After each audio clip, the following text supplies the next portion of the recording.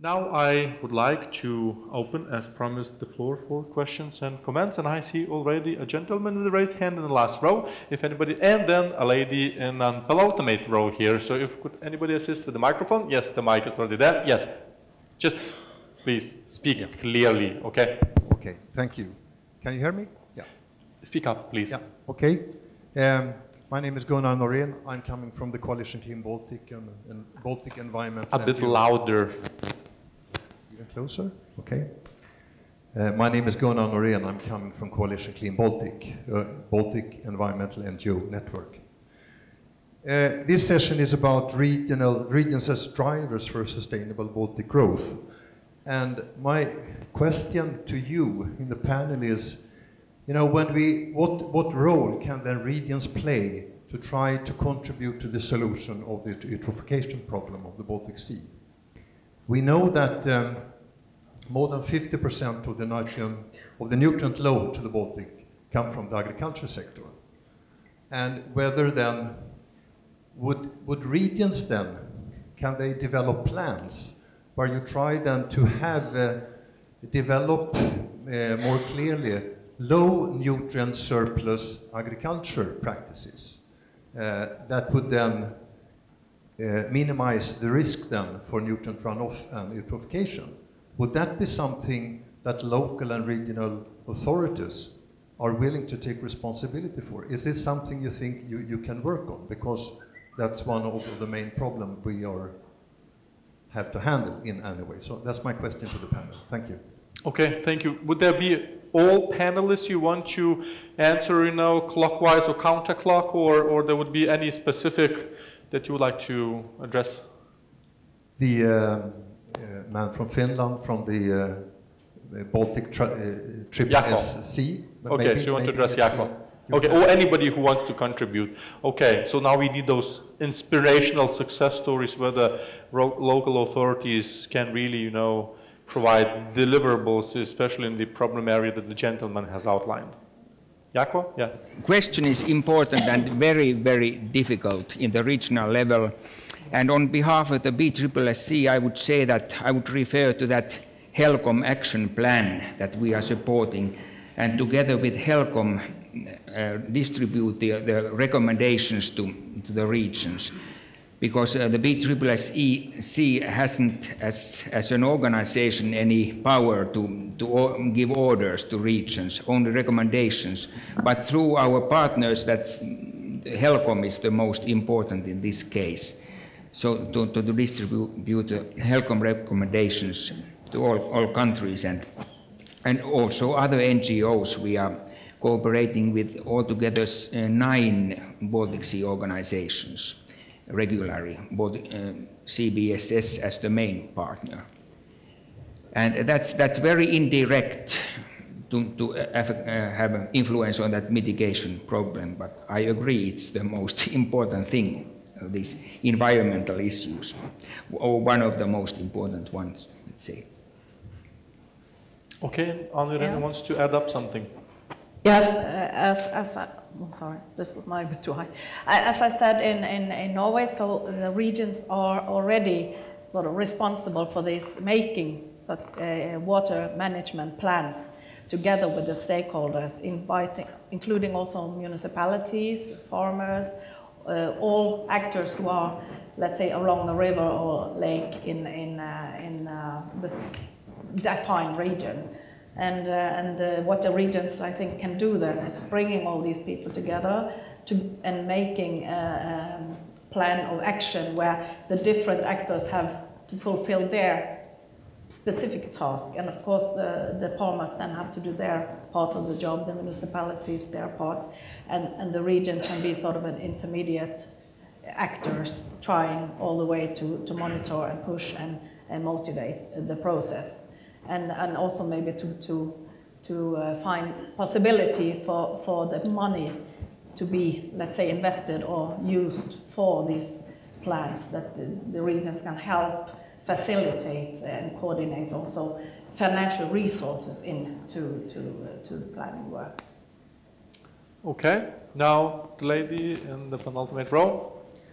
Olga Solotkaya, Baltic University Program, Yanka Kupala State University of Grodno, Belarus. Honorable speakers, what is the alternative for the project approach in regional policy? Because local initiatives and local ideas usually do work when they work in the form of project, and they receive funding from EU or national governments, and the projects meant to have so-called visibility, and sometimes almost 30% of budgets are devoted for gala dinners and creating brands, doing marketing, doing network meetings and stuff like that, which is financial black hole, which is not that good in the long run and may lead to European financial collapse. So, ladies and gentlemen, what are your ideas on this matter? Thank you. Okay, thank you for your concern about the future of the European Union. There are certain loopholes which can really be abused and used for the money laundering or money leaking. If anyone, maybe Rama would like to, she has ministerial rich experience too, running part of government. So if you would like to share something on alternative to projects. Is there any alternative to projects or not? It's not an easy question, but I must say that all the projects which are financed by European Union structural funds and other foreign, bilateral or different funds, so we cannot say that it's a money laundering, because we have a lot of institutions which are observing how the projects are put in the life, so and how money are really spent. So I cannot agree that the projects are mainly used for dinners and for just money laundering. I must say that it is very important to put these projects in life and to see the results of it, and we can see the results because the end of this financial period and the beginning of new one is very important. That's why local authorities are trying to participate very actively in putting the goals for the new coming financial perspective and to make projects more effective for the environmental and for even putting in life this Baltic Sea strategy. Okay, Anders? Perhaps I can make a comment from the Swedish point of view as president of the Swiss Association. And from our point of view, we are of course aware of that you always could have problems in different projects, and you always have to discuss the efficiency and the outcome of the projects. But what we have felt in Sweden at least is that we have get much more power to the local and regional authorities to spend and to decide about the use of this money. Earlier we have a situation where it was civil servants from the states who was the decision makers and who was very heavily involved in this, and was also directed and ruled by the government. So I must say from that point of view, even if there of course will always be things that are not going exactly as you want, I think it's important that you keep the possible local and regional authorities to manage this. And as you know, there has been a strong debate from Sweden and other member countries to renationalize the whole system. And from our point of view, as being representative of local and regional authorities, that would be to take steps back for many, many years. And I think we have been now member for many years. We learn more and more, and we understand how to handle this in a good way. So it's always nice with dinners, but I have the impression that it's more work than eating. Okay, thank you. More questions, more comments? Yes, a lady on my left-hand side. Thank you. I'm Marjukka Porvari from the Jon Nurminen Foundation in Finland, and I wanted to comment maybe a bit of this dinner side and also the waste treatment side, because I we really, from our work, know that these local actors are they are the main actors in these concrete, real actions for a cleaner Baltic Sea, especially when we are talking about eutrophication, which is the main, the most serious problem of the Baltic Sea. Because in municipalities, you have these wastewater treatment plants, and although major part of the load now comes from agriculture, the measures that can be implemented in a fast track, they are always within the wastewater treatment sector. So coming to these positive examples, I think it's really important because as most of us know, the HELCOM recommendations are not legally binding. So we don't have any legally binding instruments. So if a municipality wants to do the level which is according to the European Union Wastewater Treatment Directive, it's okay. And they are not forced to do the stricter HELCOM recommended level. And in this sense, because we don't have any sticks really, it's really important to have carrots. And it's really important to raise these good examples. For example, in Uusimaa, which is from Jaakko Mikkola's region, we have the city of Helsinki, the capital city of Finland. And in Finland, we are quite good in removing phosphorus from wastewaters, but we are not always very good in removing nitrogen. So what has Helsinki done? Helsinki is voluntarily going to 90%, almost 90% treatment level in their nitrogen from wastewaters. And just like that, nobody has really forced them to do that.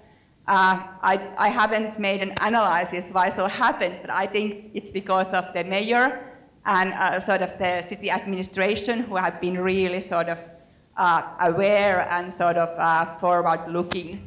So I think what really regional actors could do is to raise these positive, good examples and to give credit for this good work and to give visibility, because in this way also maybe the ones who are a bit slower come then and follow the example. Everybody wants to be good and do a good deed. And also if we look at the ones who pay for this, at least in Finland, I would say that citizens are willing to pay the little extra if they know that it goes to the sake of the Baltic Sea. And then coming to the dinners, because we had a really nice dinner yesterday.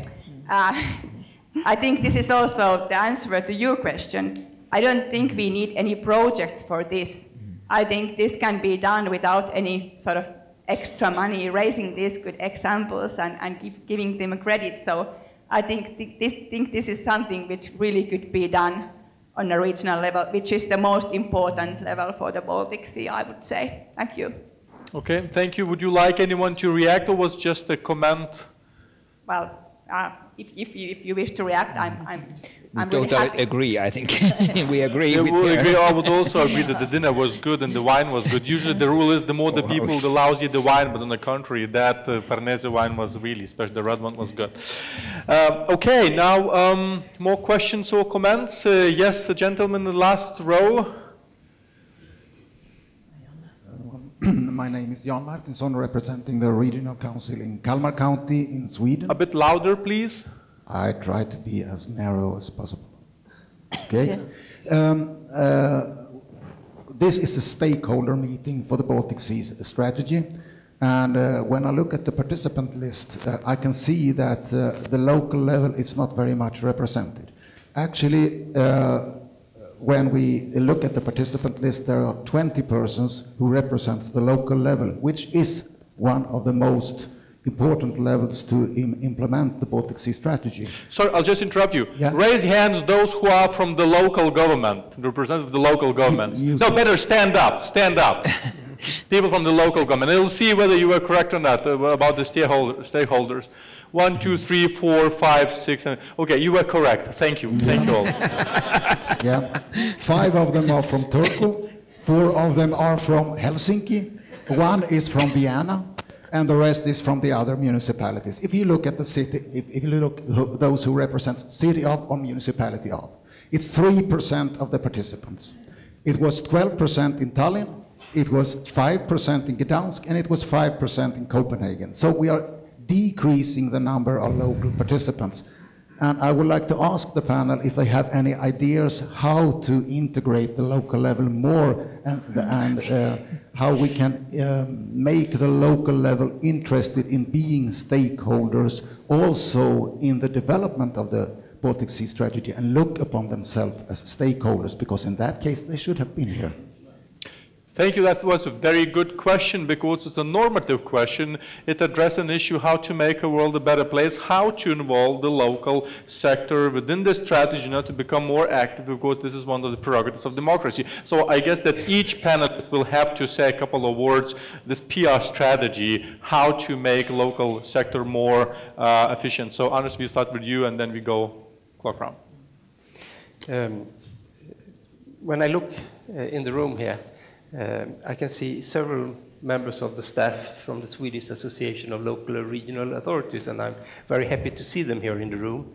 And of course, we have to play an important role in this as an association who have all the local and regional authorities as members to both inform and also to inform about the discussions, the results, and what's going on. But I fully agree. Of course, it's much better if you also have more of the local, directly representatives on these meetings.